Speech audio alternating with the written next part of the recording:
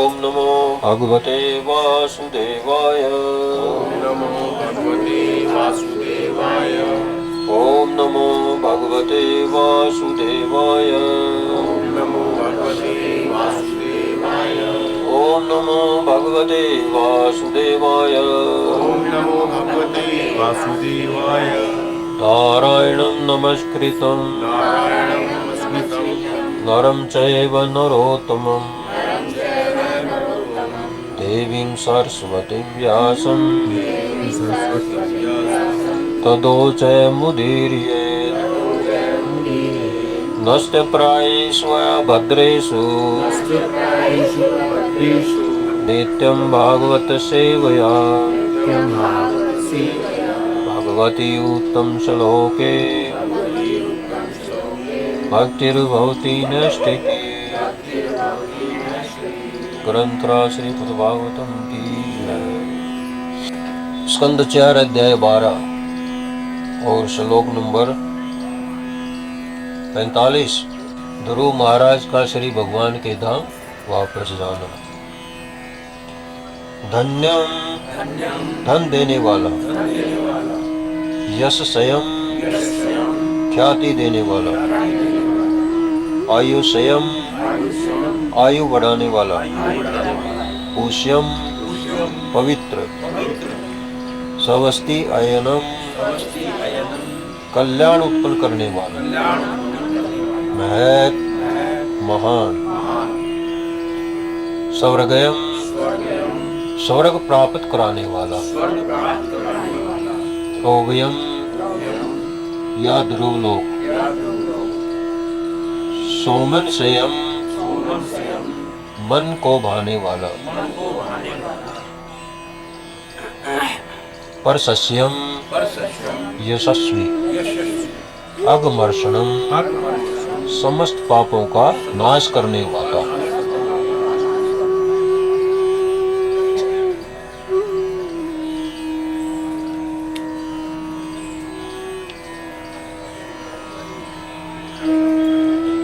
धन्यम यशस्यम आयुषयम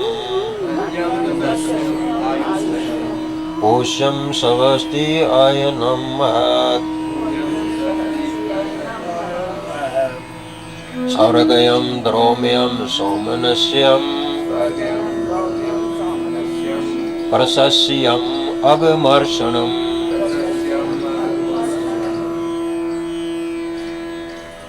धन्यवाद तुलसीला प्रभुपाद द्वारा तुलसीला प्रभुपाद की जय। ध्रुव महाराज के आख्यान को सुनकर मनुष्य अपनी संपत्ति, यश तथा दीर्घायु की इच्छा को पूरा कर सकता है। यह इतना कल्याणकारी है कि इसके श्रवण मात्र से मनुष्य स्वर्गलोक को प्राप्त कर सकता है अथवा उस ध्रुव लोक को प्राप्त कर सकता है जिसे ध्रुव महाराज ने प्राप्त किया था। देवता भी प्रसन्न होते हैं क्योंकि यह आख्यान इतना यशस्वी है, इतना शक्तिशाली है कि यह समस्त पाप कर्मों के फल का नाश करने वाला। तात्पर्य, इस संसार में अनेक प्रकार के लोग हैं। इनमें सभी शुद्ध भक्त नहीं होते।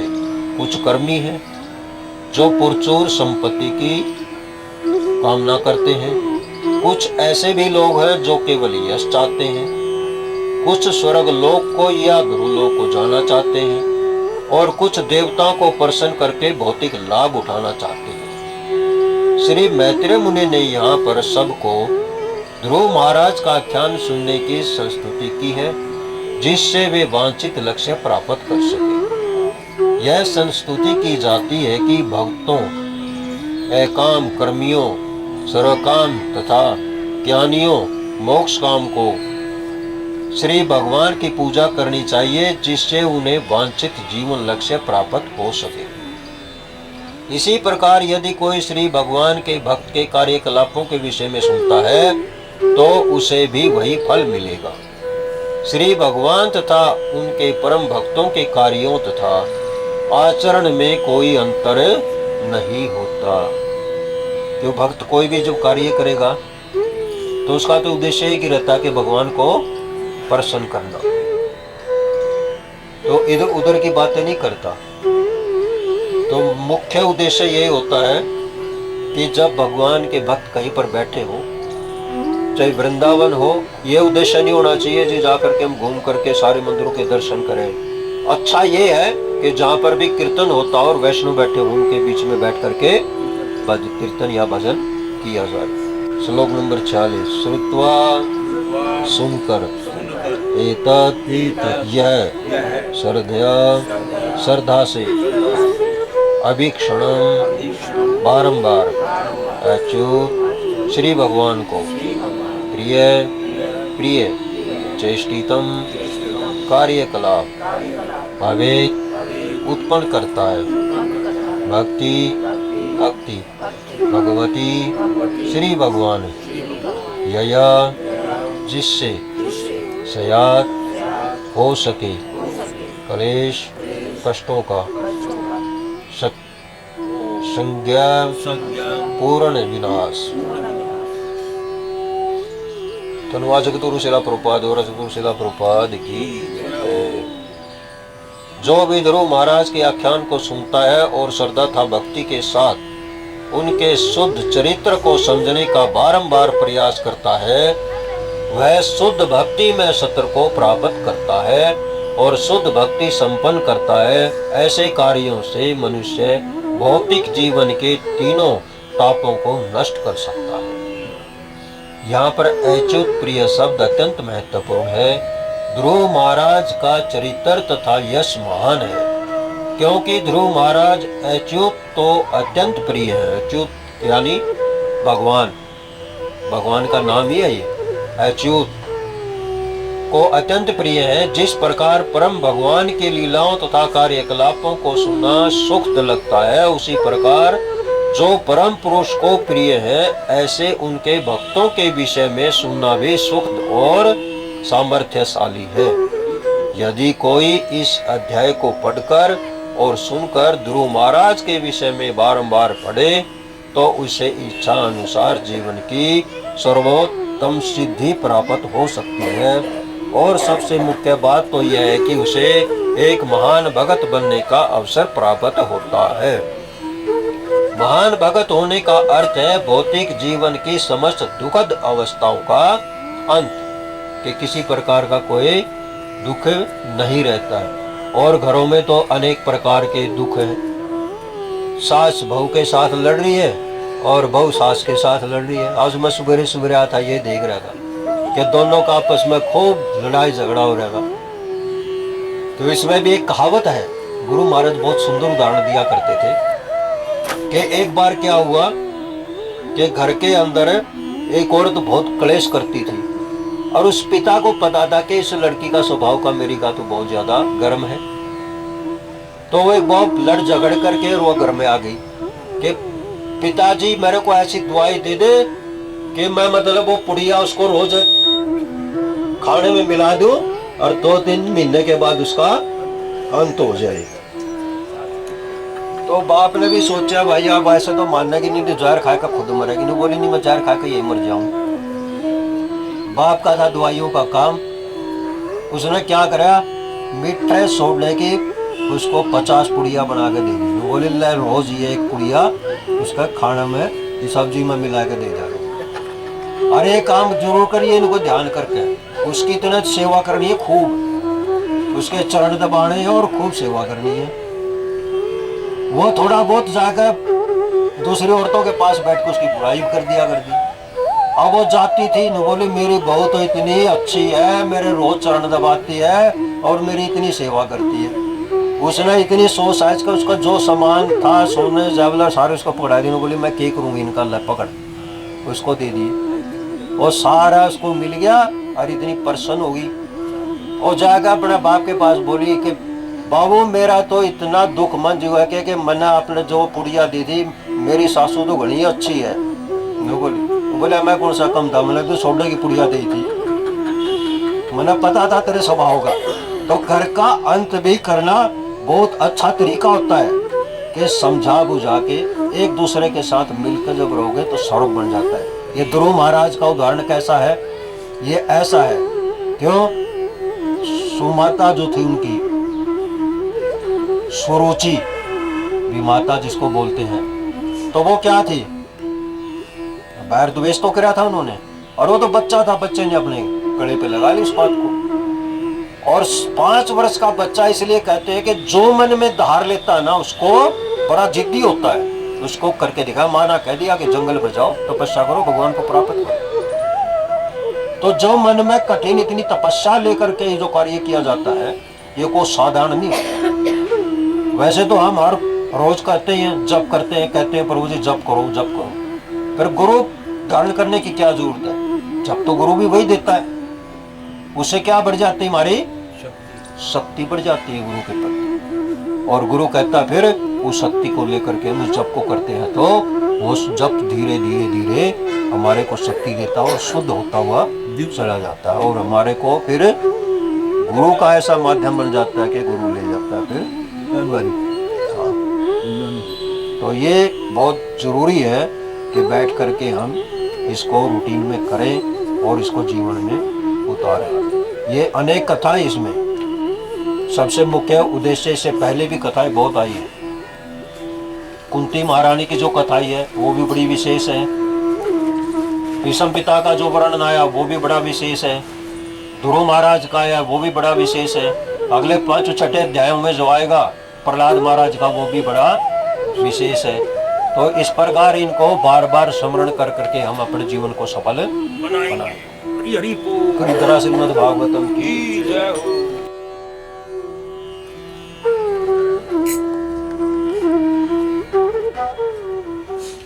कृष्णा जिनका नाम है, गोकुल जिनका धाम है। कृष्णा जिनका नाम है, गोकुल जिनका धाम है। तो ऐसे श्री भगवान को बारंबार प्रणाम है। भगवान को बारंबार प्रणाम है। यशोदा जिनकी मैया है, नंदा जी बापैया है। यशोदा जिनकी मैया है, नंदा जी बापैया है। ओ ऐसे श्री गोपाल को बारंबार प्रणाम है। श्री गोपाल को बारंबार प्रणाम है। ओ बजरे गोविंदा गोपाल रे, ओ बजरे गोविंदा गोपाल रे। बोलो राधे गोविंदा राधे गोविंदा राधे गोविंदा राधे गोविंदा। ओ राधे गोपाला राधे गोपाला राधे गोपाला राधे गोपाला। ऐसे श्री भगवान को बारंबार प्रणाम है। ऐसे श्री भगवान को बारंबार प्रणाम है। ओ राधा जिनकी छाया है, अद्भुत जिनकी माया है। राधा जिनकी छाया है, अद्भुत जिनकी माया है। ओ ऐसे श्री बलराम को बारंबार प्रणाम है। श्री घनश्याम को बारंबार प्रणाम है। लूट लूट दधि मक्खन खायो, ग्वाल बाल संग धेनु चरायो। लूट लूट दधि मक्खन खायो, ग्वाल बाल संग धेनु चरायो। लूट लूट दधि मक्खन खायो, ग्वाल बाल संग धेनु चरायो। लूट लूट दधि मक्खन खायो, ग्वाल बाल संग धेनु चरायो। ओ